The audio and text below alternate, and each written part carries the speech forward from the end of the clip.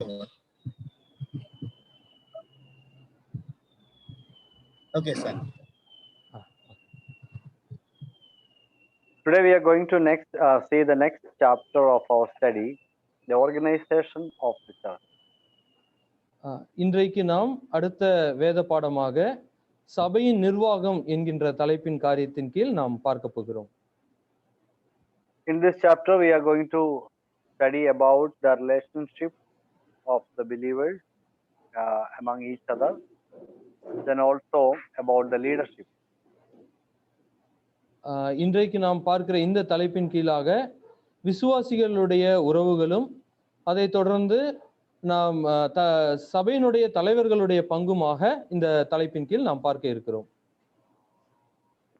In the Christian world there are many confusion about this topic, especially about the organization or the government of the church, because lot of churches, lot of groups, they have accepted or formulated their own style of functioning.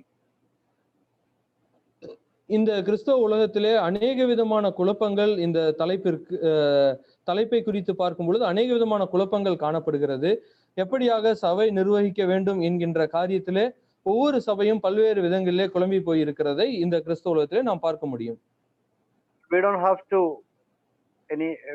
be in confusion, because New Testament very clearly says about the pattern of church organization. ஆனால் நாம் எந்த விதத்திலும் குழம்பிக் கொள்ள தேவையில்லை. காரணம் புதிய ஏற்பாடானது தெளிவாக நமக்கு சத்தியங்களை போதிக்கிறதாக பார்க்க முடியும். So let us examine the New Testament pattern of church organization. ஆகவே நாம் புதிய ஏற்பாட்டிலே காணக்கூடிய அந்த நிர்வாகத்தை குறித்து நாம் பார்க்க இருக்கிறோம். So I believe this topic should start from the supreme truth of preeminence of Christ in the church. முதலாவதாக இதை நாம் துவங்க இருக்கும் பொழுது இயேசு கிறிஸ்துவானவர் நம்மை முன்குறித்த காரியத்திலிருந்து நாம் படிக்க வேண்டியது அவசியமாய் இருக்கிறது. So when we study about the organization or functioning of the church, this point comes to the foremost position. நாம் சபையினுடைய நிர்வாகத்தை படிக்கும் பொழுது அதற்கு முந்தையதாக அல்லது முற்பகுதியாக இந்த முன்குறித்தலை குறித்து நாம் படிக்க வேண்டியது அவசியமா இருக்கிறது. So Jesus Christ is the supreme person in the church.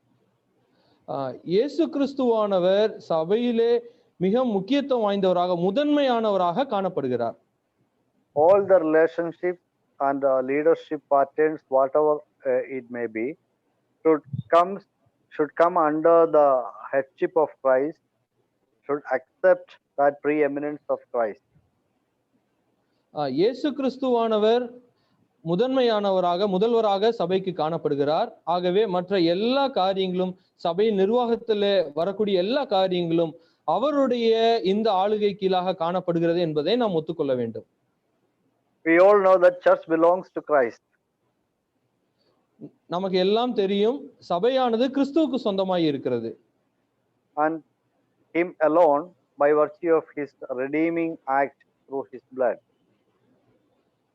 அதற்காக இயேசு கிறிஸ்துவானவர் சபையை மீட்பதற்காக தம்முடைய சுயமான இரத்தத்தை அவர் சிந்தி இருக்கிறார்.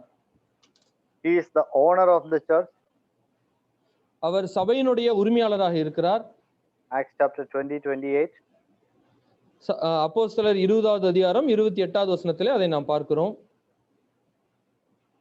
We can read that word. அந்த வசனத்தை நாம் வாசிக்கலாம். 20வது அதிகாரம் 28வது வசனத்தை. ஆகையால் உங்களை குறித்தும் தேவன் தம்முடைய சுய இரத்தத்தினாலே சம்பாதித்து கொண்ட தமது சபையை மேய்ப்பதற்கு பரிசுத்த ஆவி உங்களை கண்காணிகளாக வைத்த மந்தை முழுவதை குறித்தும் எச்சரிக்கையாய் இருங்கள். So he has purchased the church by his blood. இயேசு கிறிஸ்துவானவர் தம்முடைய சுய இரத்தத்தினாலே சம்பாதித்து கொண்டார் என்று நாம் வாசிக்கிறோம். And he is the founder of the church. சபையினுடைய அஸ்திபாரமாக ஆரம்ப நாயகராக இயேசு கிறிஸ்துவானவர் இருக்கிறார். Matthew 16:18 we all know, I will build my church. So மத்தேயு 16வது அதிகாரம் 18வது வசனத்திலே வாசிக்கும் பொழுது நான் என் சபையை கட்டுவேன் என்று அவர் சொல்லுகிறார்.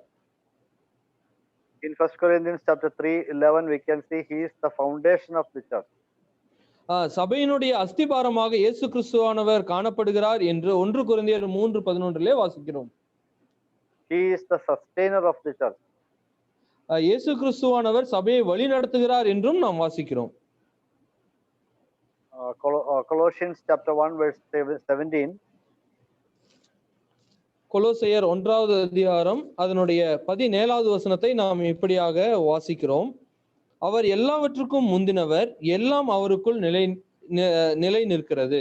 Yeah, everything sustains because of him or through him. அவருக்குள் எல்லாம் நிலை நிற்கிறது என்று நாம் வாசிக்கிறோம். He is the shepherd of the church. 1 Peter 5:4. அவர் சபையினுடைய மேய்ப்பராக இருக்கிறார். 1 Peter 5:4. 1 பேதுரு 5வது அதிகாரம் அதனுடைய 4வது வசனத்திலே நாம் வாசிக்கிறோம். அந்தப்படி இளைஞரே மூப்பருக்கு கீழ்ப்படியுங்கள், நீங்கள் எல்லாரும் ஒருவருக்கொருவர் கீழ்ப்படிந்து மனத்தாழ்மையை அணிந்து கொள்ளுங்கள். பெருமையுள்ளவர்களுக்கு தேவன் எதிர்த்து நிற்கிறார், தாழ்மையுள்ளவர்களுக்கோ கிருபை அளிக்கிறார். Sorry brother, 4 verse. அப்படி செய்தால் பிரதான மேய்ப்பர் வெளிப்படும் போது மகிமையுள்ள வாடாத கிரீடத்தை பெறுவீர்கள். He is the chief shepherd. பிரதான மேய்ப்பர் என்று நாம் வாசிக்கிறோம். Then he is the bridegroom. அவர் மணவாளனாக சபைக்கு காணப்படுகிறார் என்றும் வாசிக்கிறோம். 2 Corinthians 11:2. 2 கொரிந்தியர் 11வது அதிகாரம் அதனுடைய 2வது வசனம். நான் உங்களை கற்புள்ள கன்னிகையாக கிறிஸ்து என்னும் ஒரே புருஷனுக்கு ஒப்பு கொடுக்க நியமித்தபடியால் உங்களுக்காக தேவ வைராக்கியம் கொண்டிருக்கிறேன். So we are betrothed to Christ. நாம் இயேசு கிறிஸ்துவானவருக்கு நியமிக்கப்பட்டிருக்கிறோம் என்று வாசிக்கிறோம், நிச்சயிக்கப்பட்டிருக்கிறோம். Ephesians 5:27. எபேசியருக்கு எழுதின நிருபம் 5வது அதிகாரம் 27வது வசனத்திலும் நாம் வாசிக்கிறோம். From verse 23 onwards, we can see that the relationship between husband and wife is pictured as relationship between church and Jesus Christ. So there he is the bridegroom and church is the bride. எபேசியர் 5:23 நாம் பார்க்கும் பொழுது கணவன் மனைவி என்ற அந்த உறவானது கிறிஸ்துவானவருக்கும் சபைக்கும் உள்ள உறவை ஒப்புமைப்படுத்தி காண்பிக்கிறதாக இந்த பகுதியிலே நாம் பார்க்க முடியும். Then he is the judge of the church. அவர் சபையை அவர் நியாயம் தீர்க்கிறவராக இருக்கிறார் என்றும் வாசிக்கிறோம். 2 Corinthians 5:10. 2 கொரிந்தியர் 5வது அதிகாரம் 10வது வசனத்திலே நாம் வாசிக்கிறோம். சரீரத்தில் அவனவன் செய்த நன்மைக்காவது தீமைக்காவது தக்க பலனை அடையும்படிக்கு நாம் எல்லாரும் கிறிஸ்துவின் நியாயாசனத்திற்கு முன்பாக வெளிப்பட வேண்டும். We all have to stand before the judgment seat of Christ. நாம் எல்லாரும் கிறிஸ்துவின் நியாயாசனத்திற்கு முன்பாக வெளிப்பட வேண்டும். He is the head of the church. அவர் சபைக்கு தலையாக இருக்கிறார். Colossians chapter 1 verse 18. கொலோசியர் 1வது அதிகாரம் அதனுடைய 18வது வசனத்திலே நாம் வாசிக்கிறோம். அவரே சபையாகிய சரீரத்துக்கு தலையானவர், எல்லாவற்றிலும் முதல்வராய் இருக்கும்.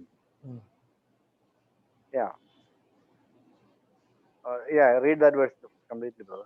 எல்லாவற்றிலும் முதல்வராய் இருக்கும்படி அவரே ஆதியும் மரித்தோரிலிருந்து எழுந்த முதற் பேருமானவர்.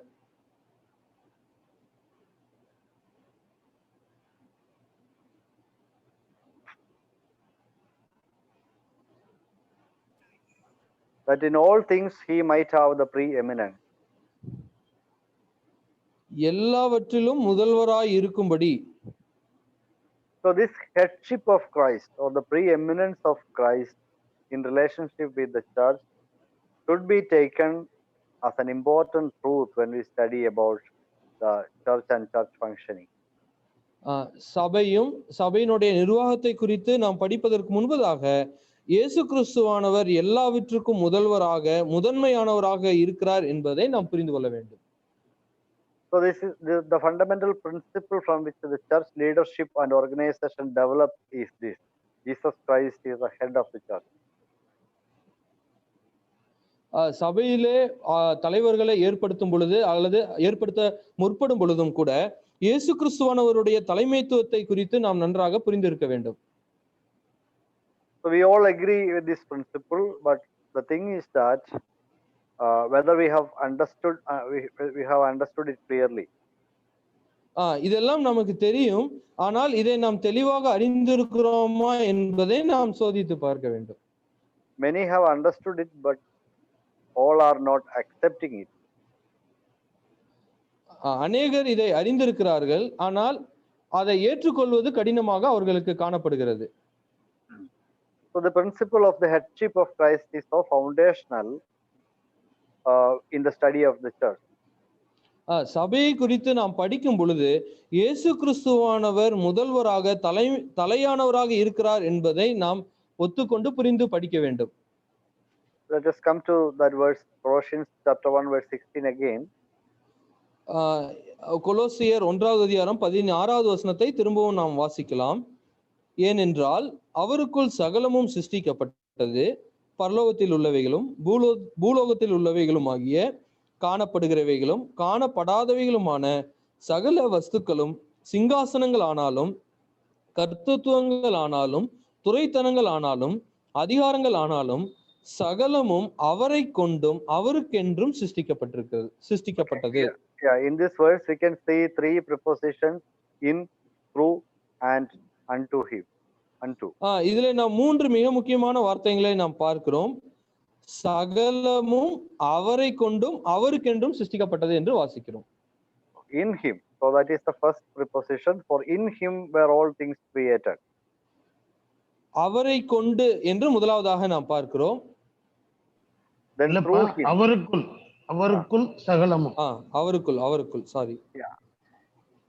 So in him, then through him and unto him. அவருக்குள் அவரை கொண்டும் அவருக்கென்றும் சிருஷ்டிக்கப்பட்டது என்று வாசிக்கிறோம். So in him means he is the source, the ultimate source of origin of the church, or of everything.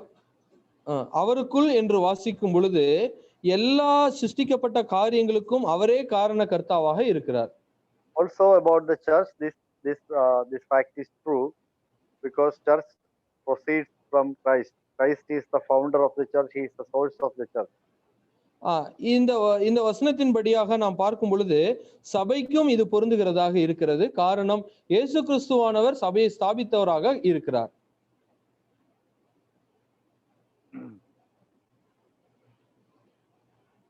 Then the second preposition, through him.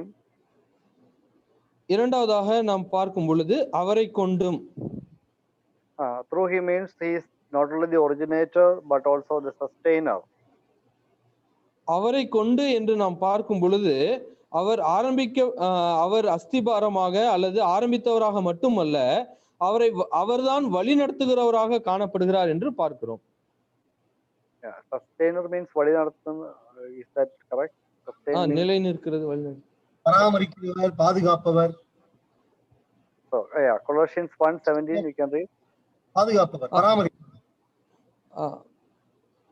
அவர் எல்லாவற்றிற்கும் முந்தினவர், எல்லாம் அவருக்குள் நிலை நிற்கிறது, பராமரிக்கிறவர். All things hold together in him. அவருக்குள் எல்லாம் நிலை நிற்கிறது என்று பார்க்கும் பொழுது அவர் பராமரிக்கிறவராக இருக்கிறார். It's not guiding, it is he is sustaining, the holding the church. He is the sustainer of the church. அவர் வழி நடத்துகிறவர் என்ற காரியம் அல்ல, அவர்தான் அந்த காரியங்களை தாங்கி அவர் பராமரிக்கிறவராக இருக்கிறார் என்ற அர்த்தம் கொடுக்கிறது. Then third preposition is unto him, means the purpose of all creation is, all these creations are for the glory of the Son. It is for him.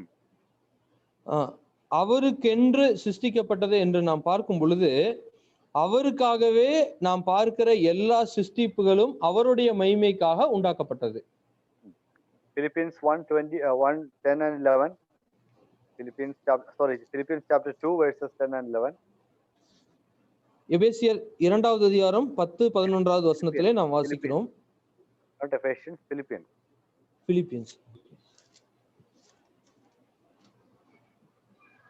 இயேசுவின் நாமத்தில் வானோர் பூதலத்தோர் பூமியின் கீழானோருடைய முழங்கால் யாவும் முடங்கும்படிக்கும் பிதாவாகிய தேவனுக்கு மகிமையாக இயேசு கிறிஸ்து கர்த்தர் என்று நாவுகள் யாவும் அறிக்கை பண்ணும்படிக்கும் எல்லா நாமத்திற்கும் மேலான நாமத்தை அவருக்கு தந்தள்ளினார். Every knee shall bow of those who are in heaven, on earth, and under the earth. எல்லா முழங்காலும் அவருக்கு முன்பாக முழங்கும்படியாகவும் நாவுகள் யாவரும் அவரை கர்த்தர் என்று அறிக்கை பண்ணும்படியாகவும் சிருஷ்டிக்கப்பட்டது என்று பார்க்கிறோம். So this phrase is not there in Tamil. In heaven, on earth, and under the earth. இருக்கு வானோர் பூதலத்தோர் பூமியின் கீழானோர். Okay. So everything is for him or unto him. Everything's goal is Jesus Christ. Finally it will reach there. ஆகவே சிருஷ்டிக்கப்பட்ட எல்லாமே அவருக்கென்று சிருஷ்டிக்கப்பட்டது, கடைசியாக அவைகள் கர்த்தருக்கென்று சிருஷ்டிக்கப்பட்டது என்று வாசிக்கிறோம். All things were created for the glory of God. சிருஷ்டிக்கப்பட்ட எல்லாம் தேவனுடைய கர்த்தருடைய மகிமைக்காக சிருஷ்டிக்கப்பட்டது. Verse 118, that he himself might come to have first place in everything. எல்லாவற்றுக்கும் முதல்வராய் இருக்கும்படி அவரே ஆதியும் மரித்தோரிலிருந்து எழுந்த முதற் பேருமானவர். So this is the foundational truth. Jesus Christ is the preeminent person in the church. He is the head of the church. So when we see that, when we learn that Jesus Christ is the head of the church, it is not just a theory, but it has to come. This truth has to come into practice through the functions of the church. சபை குறித்து நாம் பார்க்கும் பொழுது இயேசு கிறிஸ்துவானவர் முதல்வராக இருக்கிறார். அதோடு இயேசு கிறிஸ்துவானவர் தலையானவராக இருக்கிறார். அவரே தலைமைத்துவம் வகிக்கிற நபராக இருக்கிறார். ஆகவே இது ஒரு விசுவாசம் மட்டுமல்ல, இது நடைமுறைப்படுத்த வேண்டிய ஒரு சத்தியமாக காணப்படுகிறது. So there are many implications of this headship of Christ in the church leadership and church functioning. There are many practical applications or practical areas where this truth is applied. நடைமுறை காரியங்களிலே இயேசு கிறிஸ்துவானவர் தலைமை வகிக்கிறார் என்பதை நாம் காட்ட வேண்டியவர்களாக, ஒத்துக்கொள்ள வேண்டியவர்களாக காணப்படுகிறோம். So at least I would just mention two of the foundational principles comes under this truth. We have to be we need to take care of these two important facts. இரண்டு மிக முக்கியமான அடிப்படையான சத்தியங்களை இதற்கு ஆதாரமாக உங்களுக்கு நான் சொல்லிக் கொடுக்க விரும்புகிறேன். The first point is, any form of church government which gives preeminence to man rather than to our Lord Jesus Christ is unbiblical.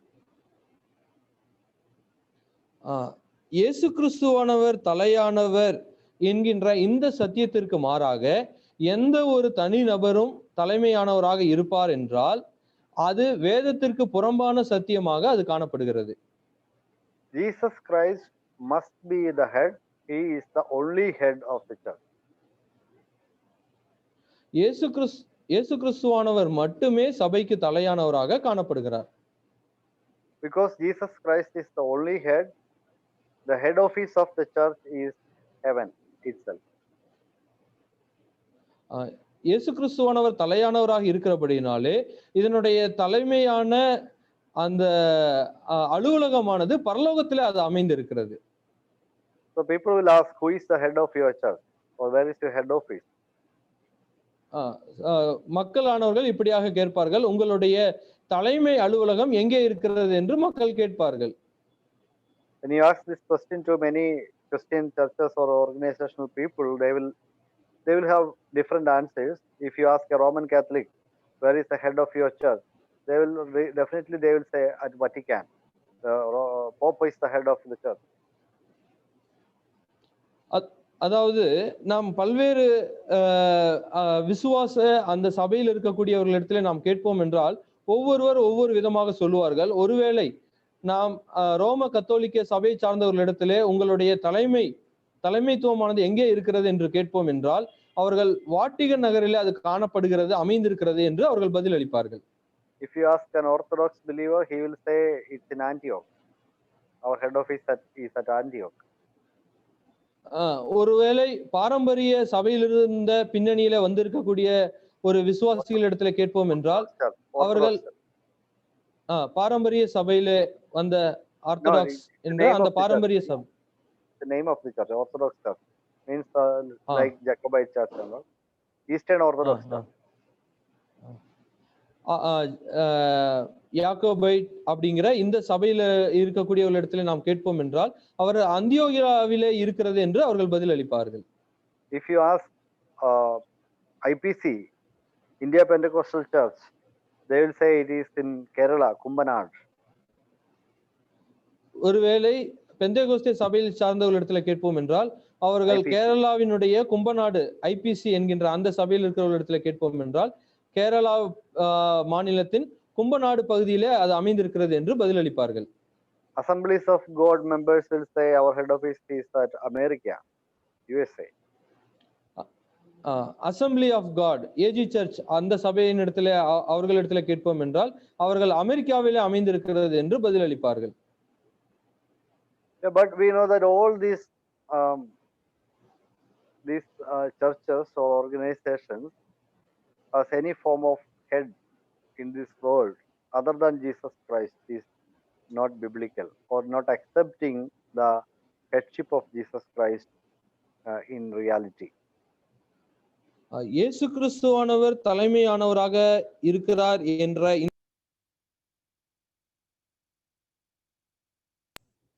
அதற்கு மாறாக இருக்கிறார் என்று எந்த ஒரு சபை சொல்லுமானால் அது வேதத்திற்கு புறம்பான ஒரு சத்தியமாக சபையாக அது காணப்படுகிறது. So any form of church government which tends deliberately otherwise to place men in a position of preeminence is contrary to God's purpose. இயேசு கிறிஸ்துவானவர் தலையானவர் என்கின்ற இந்த சத்தியத்திற்கு மாறாக எந்த ஒரு நபரை தலைமைத்துவம் வகிக்க அவர்கள் அனுமதிக்கிறார்களோ அது புறம்பானதாக காணப்படுகிறது. Let's read Matthew chapter 23 verses 8 through 10. Brother? Matthew chapter 23 verses 8 through 10. 8, 9, 10. மத்தேயு 23வது அதிகாரம் 8வது வசனம் முதல் அதனுடைய 10வது வசனம் வரை நாம் வாசிக்கலாம். நீங்களோ ரபி என்று அழைக்கப்படாதிருங்கள், கிறிஸ்து ஒருவரே உங்களுக்கு போதகராய் இருக்கிறார். நீங்கள் எல்லாரும் சகோதரராய் இருக்கிறீர்கள். பூமியிலே ஒருவனையும் உங்கள் பிதா என்று சொல்லாதிருங்கள், பரலோகத்தில் இருக்கிற ஒருவரே உங்களுக்கு பிதாவாய் இருக்கிறார். நீங்கள் குருக்கள் என்று அழைக்கப்படாதிருங்கள், கிறிஸ்து ஒருவரே உங்களுக்கு குருவாய் இருக்கிறார்.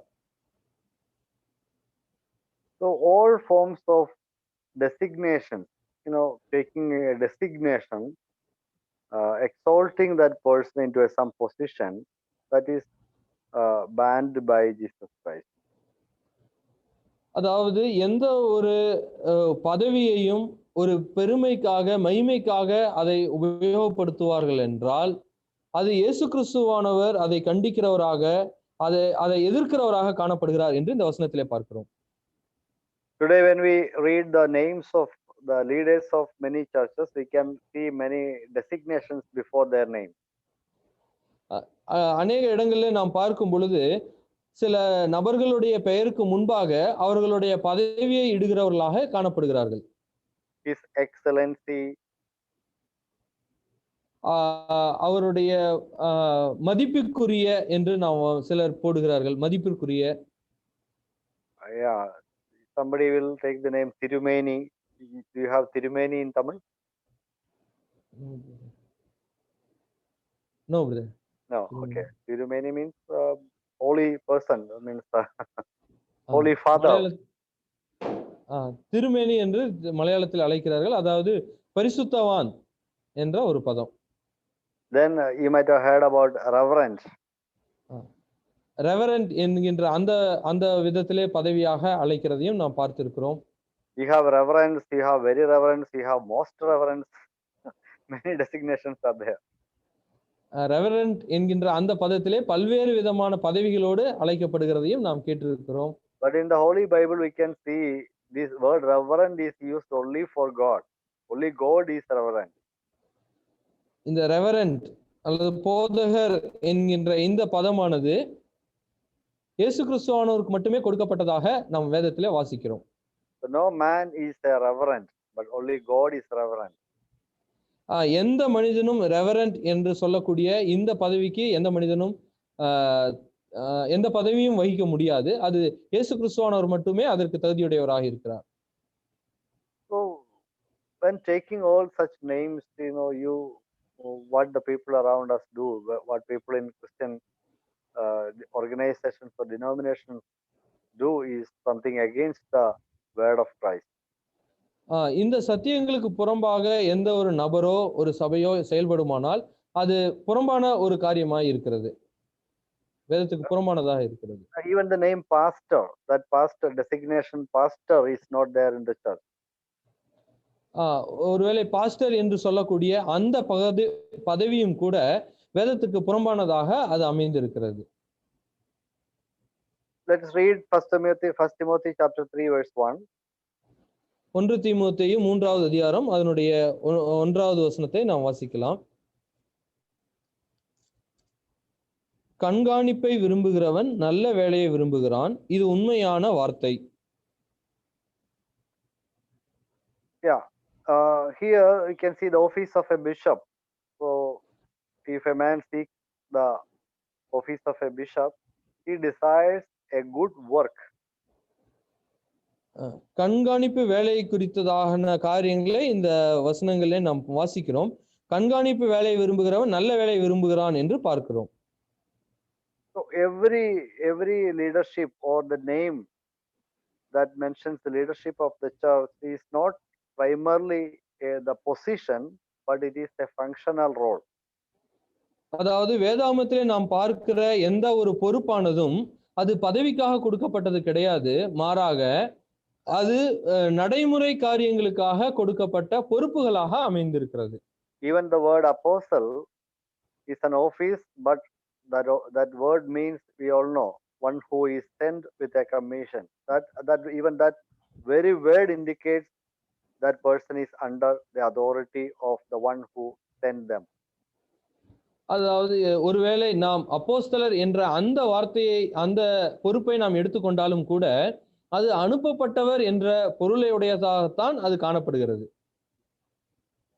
So whatever word you take, all these words describe some kind of function. எந்த ஒரு வார்த்தையையும் இந்த வேதாகமத்திலே கொடுக்கப்பட்டிருக்கிற பொறுப்புகளை நாம் எடுத்தாலும் அது நடைமுறைக்காக கொடுக்கப்பட்ட பொறுப்புகள் தானே ஒழிய அது பதவிக்காக கொடுக்கப்பட்டதல்ல. So wherever man want to elevate themselves, they does not follow this concept of preeminence of Christ or headship of Christ. எந்த ஒரு மனிதன் இந்த பொறுப்புகளை எல்லாம் பெருமைக்காக அவன் உபயோகிக்கிறானோ அவன் இயேசு கிறிஸ்துவானவருடைய தலைமைத்துவத்தை புறக்கணிக்கிறவனாக காணப்படுகிறான். They wanted to claim that which belonged only to Christ. அவர்கள் இயேசு கிறிஸ்துவானவருக்கு மட்டுமே கொடுக்கப்பட்ட அந்த தலைமைத்துவத்தை எடுத்துக்கொள்கிறார்கள். So who are you in the church? Sometimes we may answer, I am the leader of this church. சில வேளை நம்மை யாராவது கேட்பார்களானால் நாம் இந்த சபையினுடைய வழி நடத்துகிறவராக இருக்கிறேன் என்று நாம் சொல்லுவோம். But when we read the epistles, we again and again we see Apostle Paul and other apostles, they pictures themselves as the servants of the church. ஆனால் வேதாகமத்தில் இருக்கக்கூடிய நிருபங்களை எல்லாம் நாம் வாசிக்கும் பொழுது அப்போஸ்தலர்களோ பவுலோ குறித்து பார்க்கும் பொழுது அவர்கள் தங்களை ஊழியர்களாக வேலைக்காரர்களாக அவர்கள் காண்பித்துக் கொண்டதை நாம் வாசிக்க முடியும். That should be the attitude we also have if we have any kind of responsibilities in the church. We are not in a big designation. We are not the preeminent people in the church. We are appointed to serve the church by our Lord, and we have to be under the authority, under the headship of Christ. ஆகவே இந்த ஒரு மனப்பான்மையானது நம் ஒவ்வொருவருக்குள்ளாக காணப்பட வேண்டும். நாம் சபையிலே இருக்கும் பொழுது இந்த வேலைக்காரனுக்குரிய அந்த வேலைகளை நாம் செய்ய வேண்டியவர்களாக இயேசு கிறிஸ்துவானவருடைய தலைமைத்துவத்தின் கீழாக நாம் வேலை செய்ய வேண்டியது அவசியமாய் இருக்கிறது. Around us we can see many people, they exalt themselves over the church, over other people, and when seeing all these bad examples, many people think that okay, that is okay to do like that also. அநேக மக்களை குறித்து நாம் பார்க்கும் பொழுது அவர்கள் சபைக்கு மேலாக அல்லது வேறொரு நபருக்கு மேலாக தங்களை உயர்த்தி கொண்டு தங்களுக்கு அதிகாரம் உண்டு என்று காண்பித்துக் கொள்ளக்கூடிய காரியங்களை நாம் பார்க்க முடியும். For example, the Roman Catholic Pope, that name Pope, ரோம கத்தோலிக்க சபையிலே போப் என்ற அந்த பதவியை குறித்து நாம் அறிவோம். that name means father.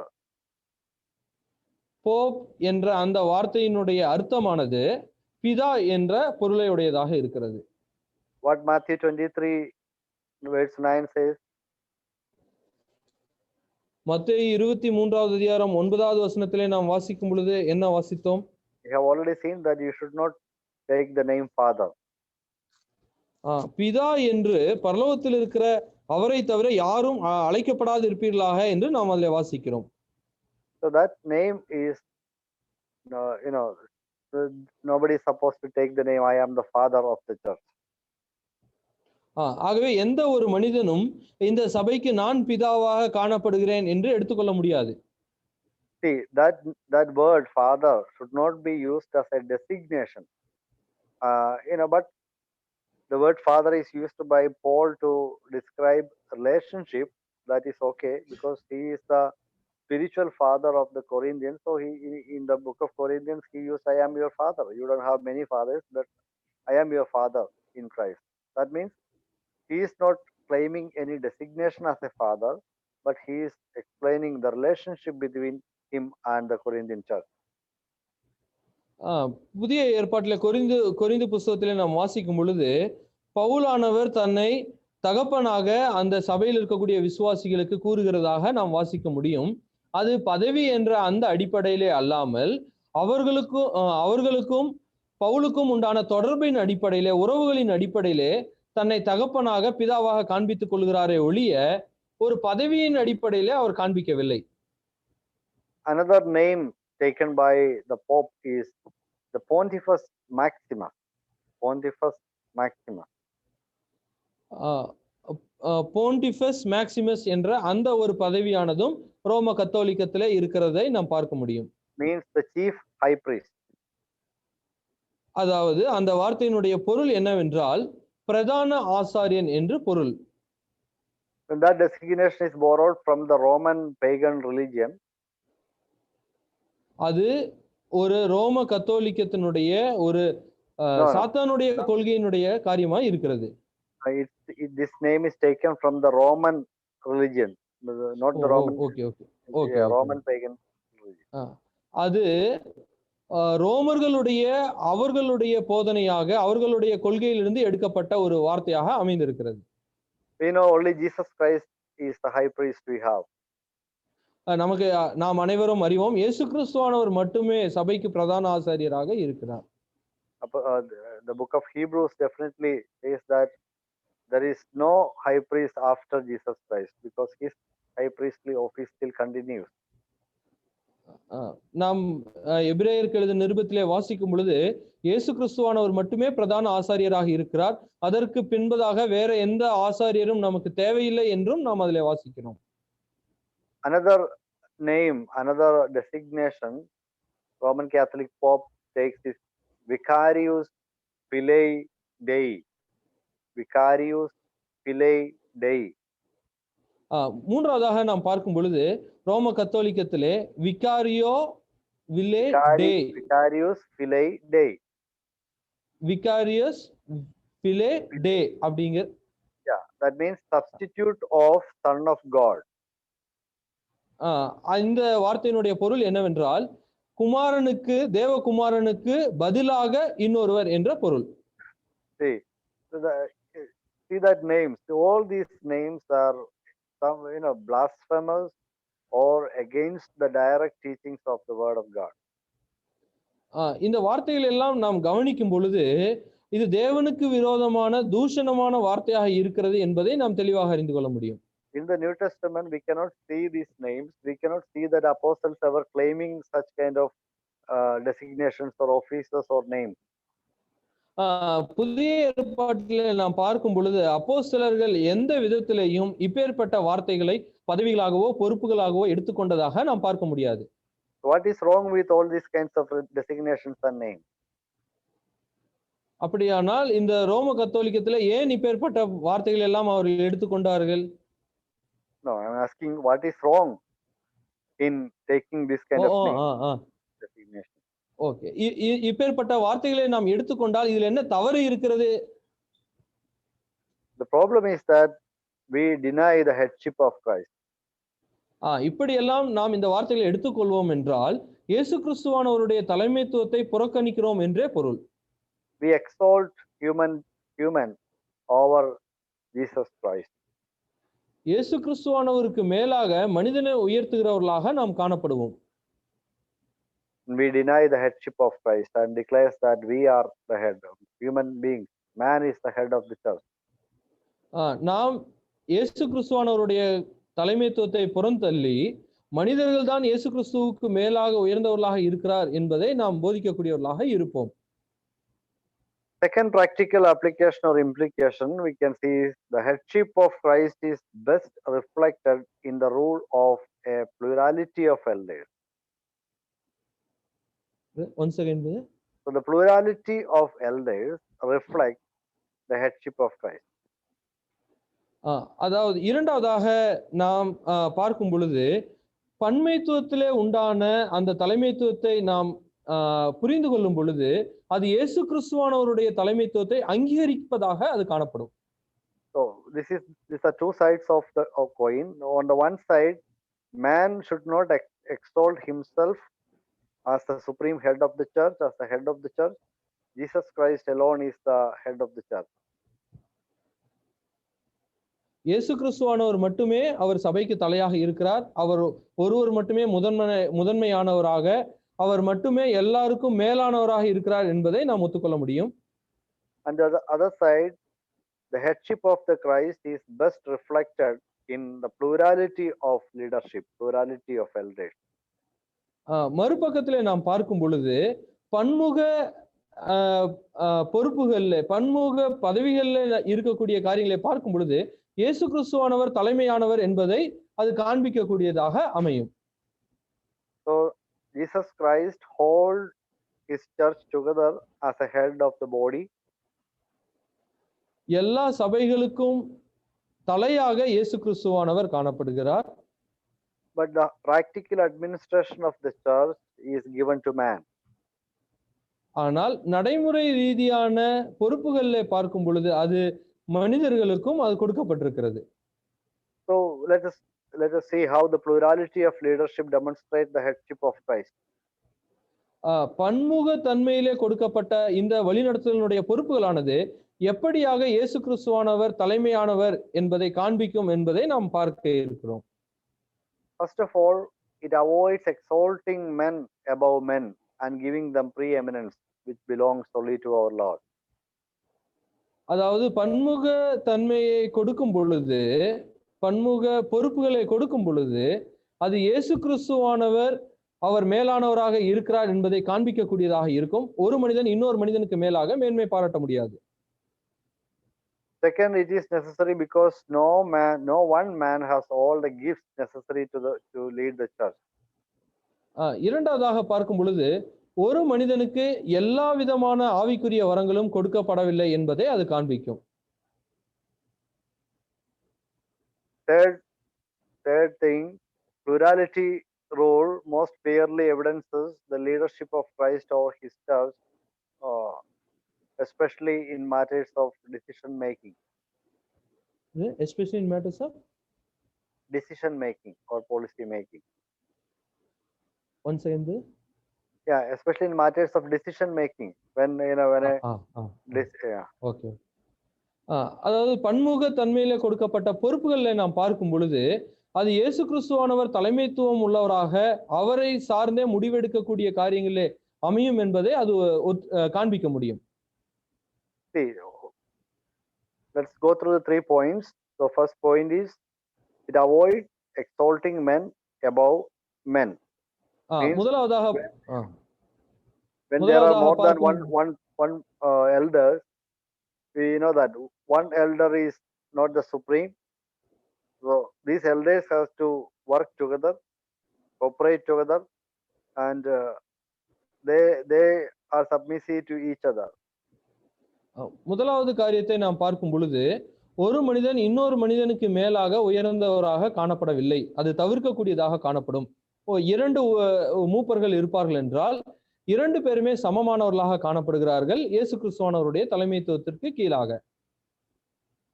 So the second point we have seen is that one person is not given all the gifts. Gifts are given to different persons in the different believers in the church. Diverse gifts are given to diverse people in the church. So this also contributes for the unity of the body of Christ. And when leadership, it definitely shows one elder is not the supreme because he does not have all the gifts. He needs the service of other persons also. இரண்டாவதாக நாம் பார்த்தோம், ஒரு நபருக்கு எல்லா வரங்களும் கொடுக்கப்படவில்லை. சபையானது ஒற்றுமையோடு வழிநடத்தப்பட வேண்டியது அவசியமாக காணப்படுகிறபடியினால் ஒரு நபருக்கு எல்லா வரங்களை கொடுத்து இன்னொரு நபருக்கு மேலாக இவர் உயர்ந்தவர் என்ற நிலைமையிலே கொடுக்கப்படாமல் ஒரு மூப்பருக்கு இன்னொரு மூப்பருடைய உதவி தேவைப்படுவதாக அது கொடுக்கப்பட்டிருக்கிறது. So if all the gifts are seen in one person, definitely he may exalt himself over others. அதாவது ஒரு நபருக்கு எல்லா விதமான வரங்களும் கொடுக்கப்பட்டிருக்குமானால் நிச்சயமாக அவர் மற்றொரு நபருக்கு மேலாக தன்னை உயர்த்துகிறவராக காணப்படுவார். Then the third point, மூன்றாவதாக, so in matters of decision making, we know that if there is one person as a preeminent leader, his decision, his ideas will be enforced on the whole church and all others. ஒருவேளை ஒரு நபர் தலைமைத்துவம் வகித்து அவருக்கு மட்டுமே தலைமைத்துவம் கொடுக்கப்படுவதாக காணப்படுமானால் அவருடைய முடிவுகள் மட்டுமே சபைக்குள்ளாக அது திணிக்கப்படக்கூடியதாக அமைந்துவிடும். But when there are more people in the leadership and they are equals, definitely it is easy for them to seek the will of God and form a consensus by discussion of matters. ஆகவே முடிவெடுக்கிற இந்த தன்மையிலே அது பன்முக பொறுப்புகள் உள்ள நபர்களுக்கு கொடுக்கப்படுமானால் நிச்சயமாக அவர்கள் எல்லாரும் ஆலோசித்து ஒரு முடிவுகளை எடுக்கக்கூடியவர்களாக காணப்படுவார்கள். Let us look in the New Testament. We can see apostles making decisions or solving problems at different instances.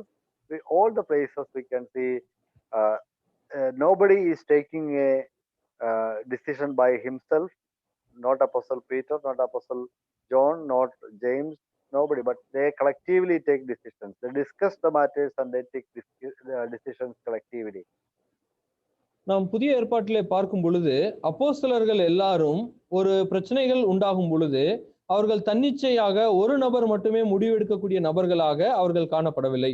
அப்போஸ்தலனாகிய பேதுரு ஆகட்டும், அப்போஸ்தலனாகிய யோவான் ஆகட்டும், அல்லது வேறு எந்த அப்போஸ்தலரும் கூட தன்னிச்சையாக தாங்களாக எந்த முடிவையும் எடுக்காமல் மற்ற எல்லாரோடும் கலந்து ஆலோசித்து எடுக்கக்கூடிய முடிவுகளை நாம் வேதாகமத்திலே வாசிக்க முடியும். Let's come to Acts chapter 6. நாம் அப்போஸ்தலர் 6வது அதிகாரத்திற்கு நாம் வருவோம். There was a problem and verse 2 says, let's read verse 2. 6வது அதிகாரம் அதனுடைய 2வது வசனத்திலே பார்க்கும் பொழுது அங்கு இருக்கிறதான ஒரு பிரச்சனை குறித்து நாம் வாசிக்க முடியும். அப்பொழுது 12 சீஷர் கூட்டத்தை வரவழைத்து, நாங்கள் தேவ வசனத்தை போதியாமல் பந்தி விசாரணை செய்வது தகுதியல்ல. So there we can see it is the 12 apostles they called the believers. 12 சீஷர்களும் அவர்கள் விசுவாசிகளை அழைத்தார்கள், கூட்டினார்கள் என்று நாம் வாசிக்க முடியும். Not Peter alone. பேதுரு மட்டுமல்ல. So they make the decision together, or they solve the problem together. ஆகவே அவர்கள் அனைவரும் சேர்ந்து அந்த பிரச்சனைக்கு தீர்வை கொண்டு வந்ததை நாம் வாசிக்க முடியும். When we come to Acts chapter 15 also, அப்போஸ்தலர் 15வது அதிகாரத்திற்கு நாம் வருவோம். there the apostles and elders come together.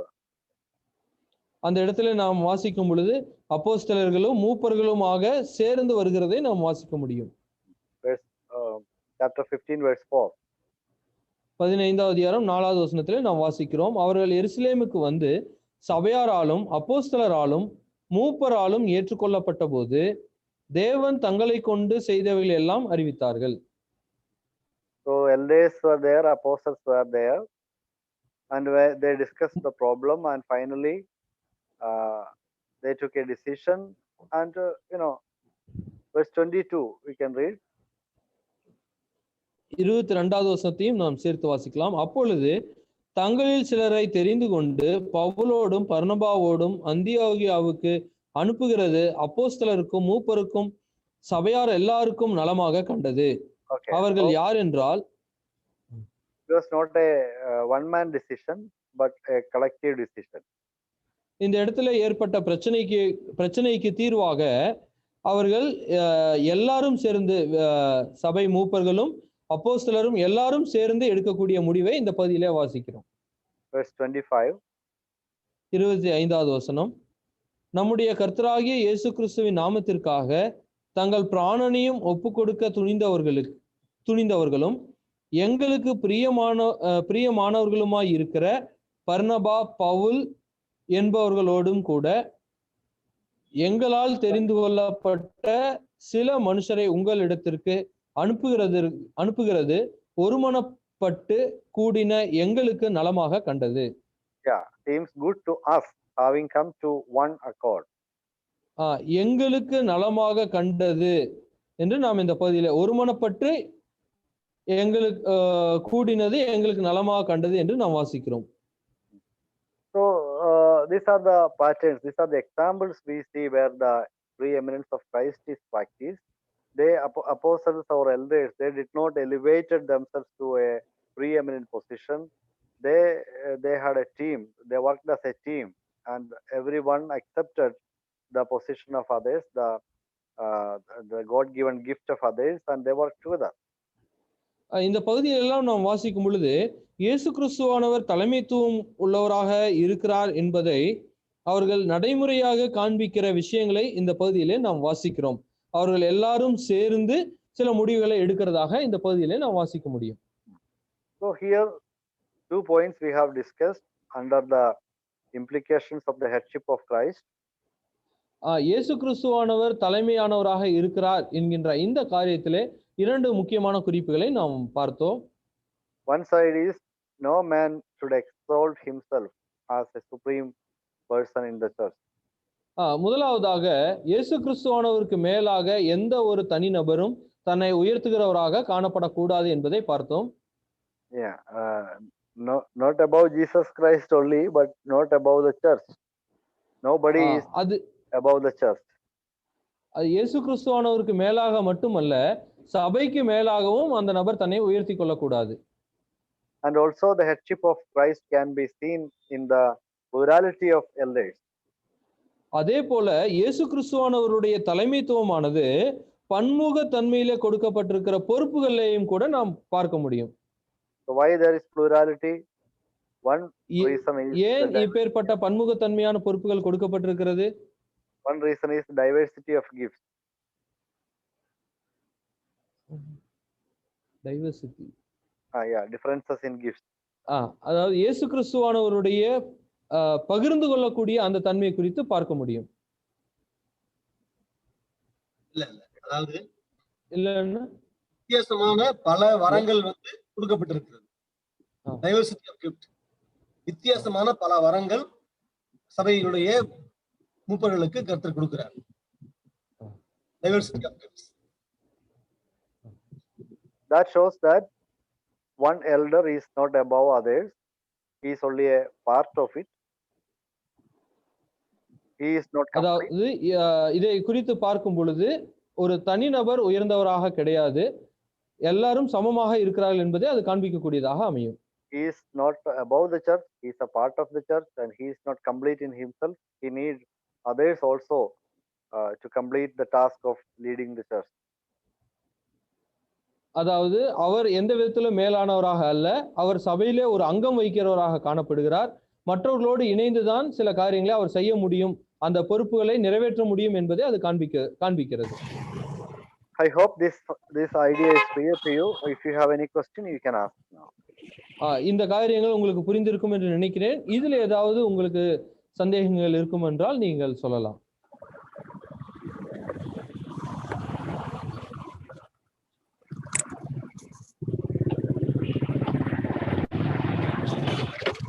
Manesh brother mute போடுங்க brother.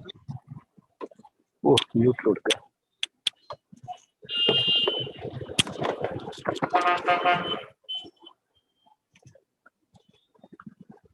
Yeah, I can mute.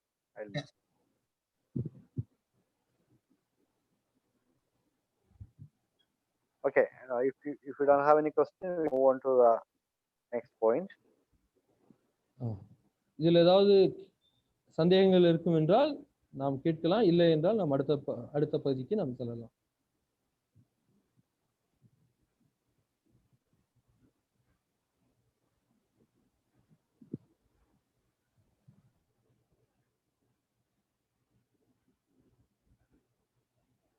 Okay, the next point is sainthood and priesthood of all believers. Next point is the sainthood and priesthood of all believers. First word, brother? Sainthood. S-A-I-N-T. Sainthood. பரிசுத்த தன்மையும் அதே போல ஆசாரித்துவ தன்மையும் இருக்கக்கூடிய இந்த காரியத்தை குறித்து பார்க்கலாம். Yeah, let's read 2 verses. அதற்கு ஆதாரமாக 2 வசனங்களை நாம் வாசிக்கலாம். 1 Corinthians chapter 1 verse 2. 1 கொரிந்தியர் 1வது அதிகாரம் அதனுடைய 2வது வசனம். கொரிந்துவிலே கிறிஸ்து இயேசுவுக்குள் பரிசுத்தமாக்கப்பட்டவர்களாயும் பரிசுத்தவான்கள் ஆகும்படி அழைக்கப்பட்டவர்களாயும் இருக்கிற தேவனுடைய சபைக்கும் எங்களுக்கும் தங்களுக்கும் ஆண்டவராய் இருக்கிற நம்முடைய கர்த்தராகிய இயேசு கிறிஸ்துவின் நாமத்தை எங்கும் தொழுது கொள்ளுகிற அனைவருக்கும் எழுதுகிறதாவது. So there all believers in the church are called to be saints. இந்த இடத்துல நாம் வாசிக்கும் பொழுது கொரிந்தியில் இருக்கக்கூடிய எல்லா விசுவாசிகளும் பரிசுத்தவான்கள் என்று அழைக்கக்கூடியதை வாசிக்கிறோம். Philippians chapter 1 verse 1. பிலிப்பியர் 1வது அதிகாரம் அதனுடைய முதல் வசனத்தையும் நாம் வாசிக்கலாம். இயேசு கிறிஸ்துவின் ஊழியக்காரராகிய பவுலும் தீமோத்தேயும் பிலிப்பு பட்டணத்தில் கிறிஸ்து இயேசுவுக்குள்ளான பரிசுத்தவான்கள் அனைவருக்கும் கண்காணிகளுக்கும் உதவிக்காரருக்கும் எழுதுகிறதாவது. So all believers in the church are called saints. சபையில் இருக்கக்கூடிய எல்லா விசுவாசிகளும் அவர்கள் பரிசுத்தவான்களாக அழைக்கப்படுகிறார்கள். The New Testament clearly teaches the sainthood of all the believers. எல்லா விசுவாசிகளும் பரிசுத்தவான்களாக இருக்கிறார்கள் என்று புதிய ஏற்பாடானது வலியுறுத்துகிறது. And definitely we know that this is a positional sainthood. This is a positional positional name given to believers. Saints are the name saint is a positional sainthood. அதாவது இந்த பரிசுத்தவான் என்று அழைக்கக்கூடிய இந்த வார்த்தையானது ஒரு பதவியை அல்லது ஒரு மேன்மையான காரியத்தை குறிக்கக்கூடிய ஒரு வார்த்தையாக இது காணப்படுகிறது.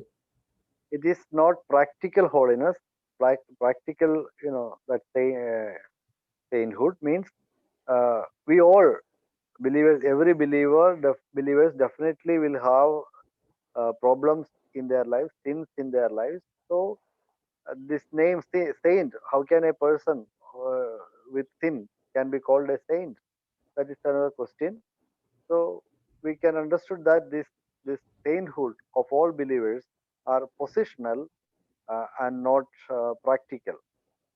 அதாவது இந்த பரிசுத்தவான் என்று அழைக்கக்கூடிய இந்த வார்த்தையானது அவர்களுடைய நடக்கையினுடைய காரியங்களை வைத்து அவர்கள் அப்படியாக அழைக்கப்படுவது இல்லை. மாறாக அவர்களுக்கு கிறிஸ்துவுக்குள்ளாக கொடுக்கப்பட்டிருக்கிற பதவியாக அது அமைந்திருக்கிறது. Yes, in Christ we are all saints.